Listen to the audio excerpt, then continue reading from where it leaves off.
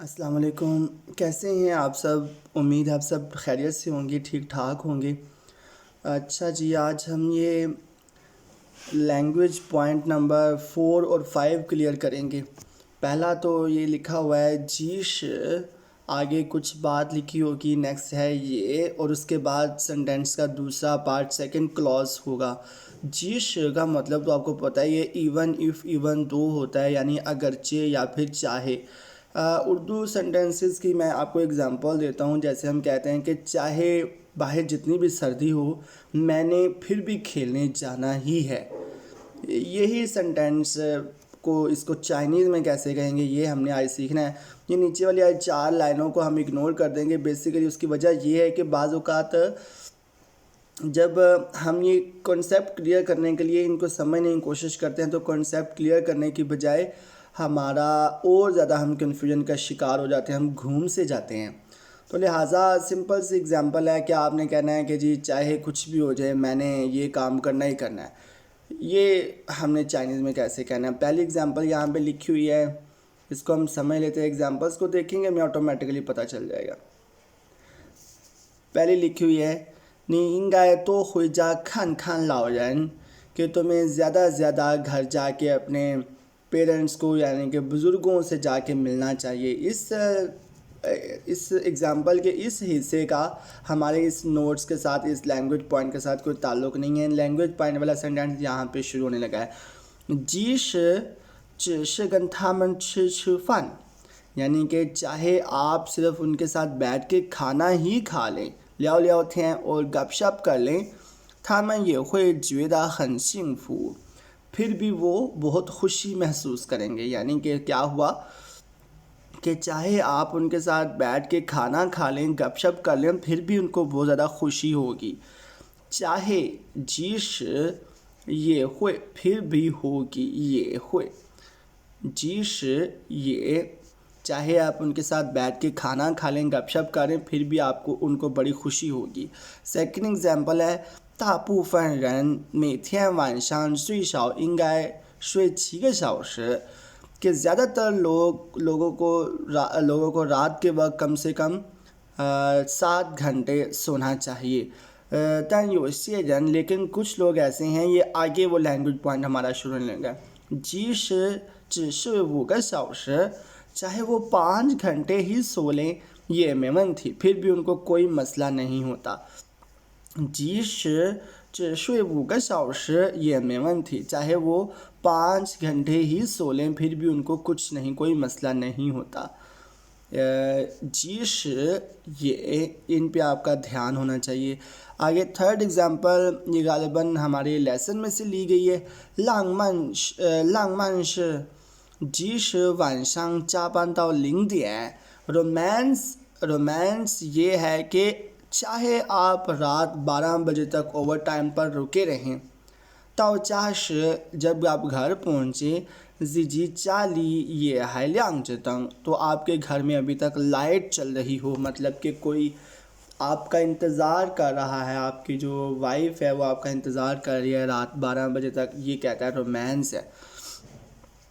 जीश वानशांग चापान ताओ लिंग दे, चाहे आप रात 12 बजे तक रुके रहें ओवर टाइम पे, जी चाली ये है ल्यांग तंग, तो आपके घर की लाइट अभी तक चल रही है। ये जीश और ये का फंक्शन आपको उम्मीद है कि समझ आ गया होगा। अब यहाँ पे कुछ प्रैक्टिस के सेंटेंसेस हैं, इन पे भी आप ध्यान दीजिएगा। इसको मैंने ऑलरेडी खाली जगह पूरी की हुई है, ये भी आपकी हेल्प करेंगे समझने में। पहली प्रैक्टिस का पहला सेंटेंस है, नी चांगफू कुंगजो चन मांग, कि तुम्हारा हस्बैंड काम में वाकई बड़ा बिजी होता है। तो बी कैरेक्टर यानी कि वो बताती है श हाँ, था जीश शिंची थियन, वो चाहे अतवार हो, ये जिंगछांग शांगबान, फिर भी वो अक्सर ड्यूटी पर जाते हैं। चाहे संडे हो, फिर भी वो अक्सर ड्यूटी पर जाते हैं। जीश ये, जीश शिंची थियन ये जिंगछांग शांगबान। दूसरी एग्जांपल है जी, नी शंथी जमा जमा हावा, कि तुम्हारी सेहत इतनी अच्छी क्यों है? तो बी कैरेक्टर जवाब देता है 我即使天气不好 मैं चाहे मौसम अच्छा ना हो 也会每天锻炼身体 फिर भी रोज़ाना एक्सरसाइज करता हूँ, फिर भी मैं रोज़ाना फिज़िकल एक्सरसाइज करता हूँ। चाहे मौसम अच्छा ना हो फिर भी मैं रोज़ाना एक्सरसाइज करता हूँ। 我即使天气不好也会每天锻炼身体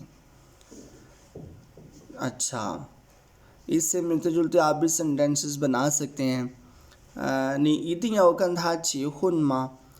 你一定要跟他结婚吗? कि क्या तुमने लाजमी उसके साथ शादी करनी है? तो ये बी कैरेक्टर जो कि एक लड़की है ये कहती है 当然 कि डेफिनेटली 即使我的父母不同意 चाहे मेरे पेरेंट्स ना माने, मेरे पेरेंट्स राज़ी ना हों 我也要跟他结婚 फिर भी मैंने उसके साथ शादी करनी है।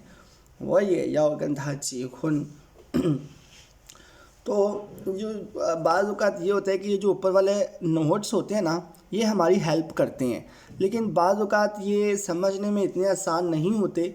तो हम जब एग्ज़ाम्पल्स देख लेते हैं तो हमें काफ़ी हद तक पता चल जाता है। तो एग्ज़ाम्पल से मुझे उम्मीद है कि आपको अच्छा खासा अंदाज़ा हो गया होगा। अच्छा जी, ये पांचवा जो लैंग्वेज पॉइंट है ये है ज़ै और शांग। ये थोड़ा सा पहले तो आप पढ़ते हैं ना सॉलिड चीज़ों के हवाले से, मिसाल के तौर पे टेबल पर फ्रूट पड़े हुए हैं वगैरह वगैरह। तो ये थोड़ा सा हट के यहाँ पे मैंने एग्जांपल्स पहले से चेक किए हैं, तो ये थोड़ा सा एब्स्ट्रैक्ट आइडियाज़ है ना, जो चीज़ें हैं वो सॉलिड चीज़ें नहीं हैं। वैसे तो ये देखिए ऊपर लिखा हुआ है कि यही ज़ाहिर करता है कि एक नाउन के ऊपर, एक चीज़ के ऊपर दूसरी चीज़ पड़ी हुई है, इसको ज़ाहिर करता है ये ज़ै। और फिर आगे शांग, मिसाल के तौर पर हम कहते हैं ज़ै चोज़ शांग यो खंदो शुई गुओ, कि टेबल पे बहुत ज़्यादा फ्रूट्स हैं। तो पहला इसका एग्जांपल का सेंटेंस है 今天的作业是复习生词 आज का होमवर्क ये है कि वोकैबुलरी को रिवाइज करना है। 明天课上听写 कल हम क्लास में डिक्टेशन करेंगे। ये जो अमला होती है थिंग शेय यानी कि सुन के लिखना, 课上听写 क्लास में अमला करेंगे, डिक्टेशन करेंगे। सेकेंड एग्जांपल आपने फोकस यहाँ पे रखना है 课上听写 सेकेंड एग्जांपल है 来北京好几年了吧 कि चाइना आए तुम्हें काफ़ी बरस काफ़ी साल हो गए हैं ना। 你觉得北方和南方在饮食上有什么不同 तुम्हारे ख्याल में खाने पीने के हवाले में जुनूब और शुमाल में क्या फ़र्क है? यहाँ पे आपने फोकस कहाँ रखना है? ज़ै इंशी शांग, ये देखें एक चीज़ के ऊपर, एक चीज़ के मामले में दूसरी चीज़ के बारे में पूछना। ज़ै इंशी शांग, ज़ै शांग, ज़ै इंशी शांग यो शमा पुथोंग, खाने पीने के मामले में क्या फ़र्क है? तीसरी एग्जाम्पल है 两个人共同生活 दो लोगों की एक साथ में ज़िंदगी 不仅需要浪漫的爱情 ना सिर्फ एक रोमांटिक प्यार की ज़रूरत होती है 更需要性格上互相吸引 बल्कि इससे भी ज़्यादा ज़रूरत होती है कि वो फितरी तौर पे एक दूसरे को पसंद करें, एक दूसरे की तरफ माइल हों, एक दूसरे को अपनी तरफ अट्रैक्ट करें। 性格上更需要性格上互相吸引 प्रैक्टिस के लिए नीचे सेंटेंसेस जो दिए हुए हैं, पहला है 你在这儿学习生活都还好吧 कि तुम यहाँ पे स्टडी कर रहे हो तो लाइफ आपकी अच्छी चल रही है ना। बी कैरेक्टर जवाब देता है 学习和生活上都很好 कि स्टडी और ओवरऑल लाइफ के मामले में, दोनों मामले में बहुत अच्छा चल रहा है, बहुत अच्छा है। 学习和生活上都很好 यहाँ पे शांग का यूज़ आप सीख रहे हैं एक नए तरीके से, नए एंगल से।